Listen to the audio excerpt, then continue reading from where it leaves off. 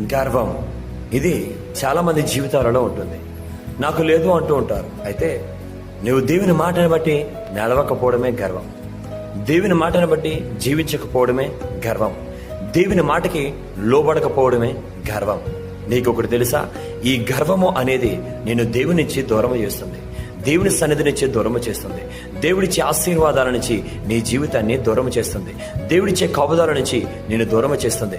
కాబట్టి గర్వం విడిచిపెట్టు. దేవుని కృప వలన నువ్వు జీవిస్తున్నావని నమ్ము.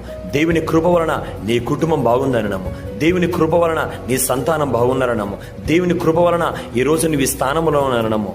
అయితే దేవుని యందు నమ్మకం ఉంచి, దేవుని యందు భయభక్తులు కలిగి, దేవుని సన్నిధానంలో దేవుని మాటను బట్టి బ్రతికే వ్యక్తిగా ఉండు. పూర్ణ హృదయంతో దేవుని ఆరాధన చేయి. ఎప్పుడైతే నువ్వు దేవుని సన్నిధానంలో నమ్మకమైన వ్యక్తిగా జీవిస్తావో దేవుని దగ్గర నుంచి సకల ఆశీర్వాదాలు పొందుకుంటావు. కాబట్టి గర్వాన్ని, అహాన్ని విడిచిపెట్టి దేవునికి మాటను బట్టి తగ్గింపు జీవితాన్ని కలిగి నీకు జీవితాన్ని ఆరంభించు.